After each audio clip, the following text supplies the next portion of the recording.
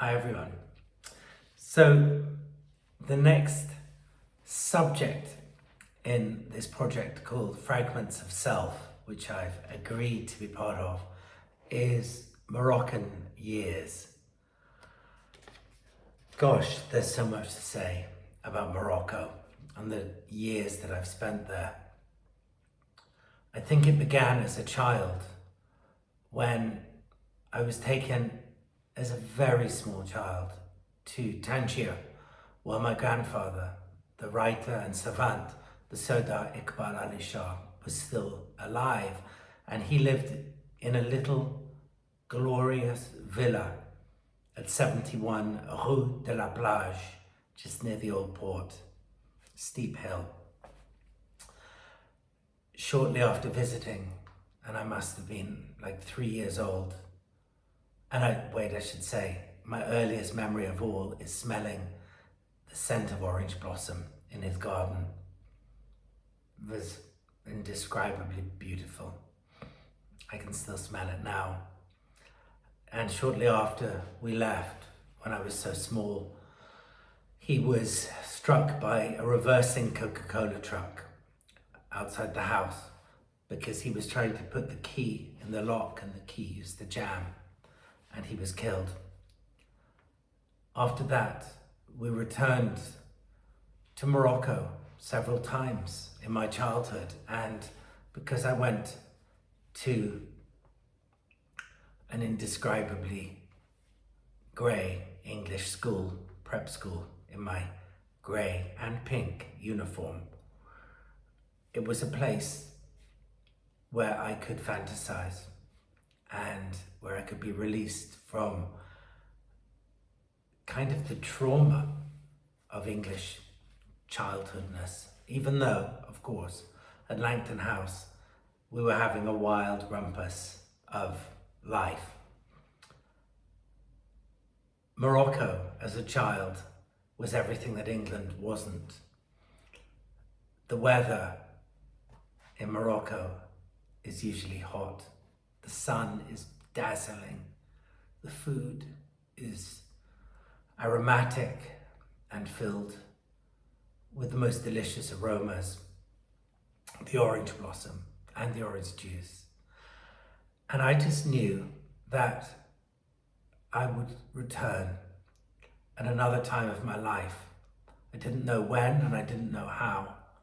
And of course, over the years, I would travel to Morocco, but being somewhere for a few days or weeks isn't the same as having a pledge, a vow to oneself that you'll actually put down roots there.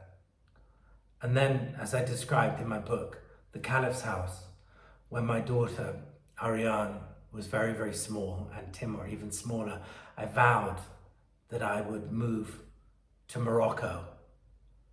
I didn't know how to make it happen. And looking back, it was such a mess of a move.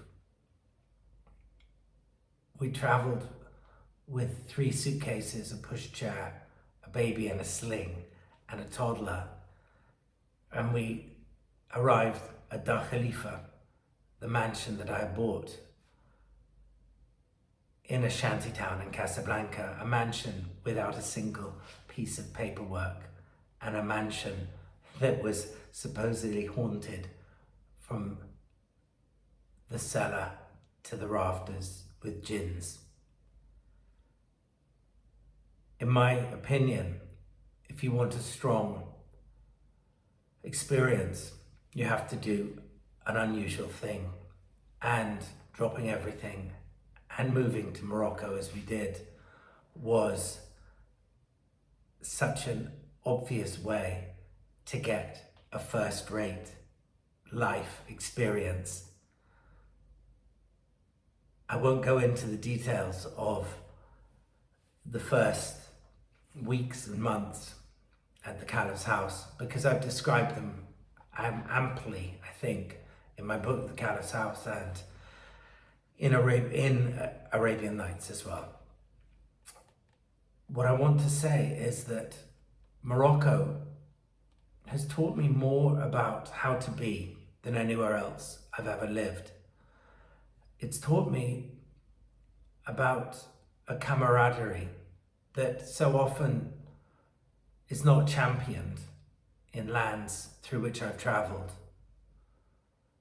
Yesterday, I'm in Europe at the moment, sitting here, and yesterday I had a taxi driver and he was Moroccan, and I could tell he was Moroccan from the moment I got into his taxi, especially because of his name, Abdul Razak. But more than that, because he smiled from ear to ear and he seemed so happy to have someone called Tahir in his cab. And we got talking, and I said to him that in Europe, a friend is someone that you often just hang out with, so you're not alone. A friend isn't in Europe often the person you turn to in times of crisis. And what I know is in Morocco, friendship comes with certain ideals, with a sense of chivalry and honor, and that you'll drop everything for that person. Morocco has shown me the very highest, very most, extraordinary ways to be.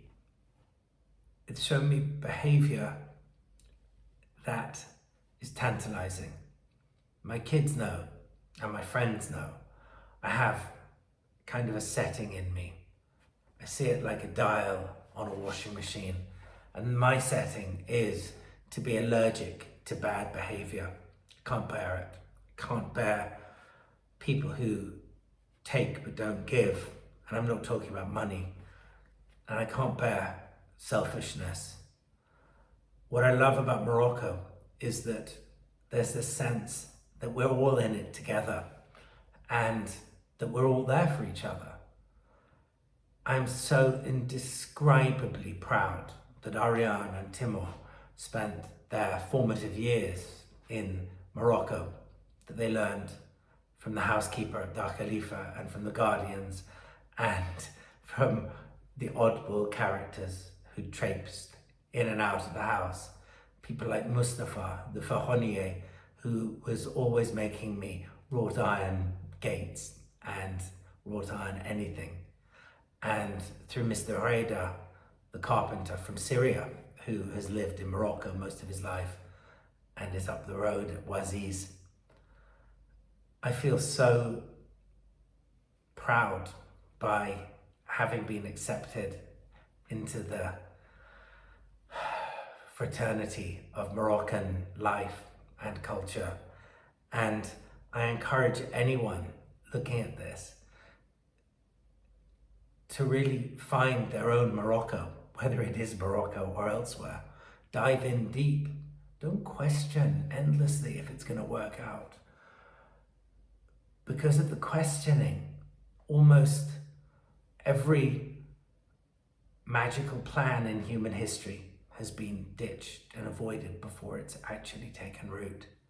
So my sense is always to tell people, just draw a line in the sand or in the garden or anywhere, step over it and never ever look back.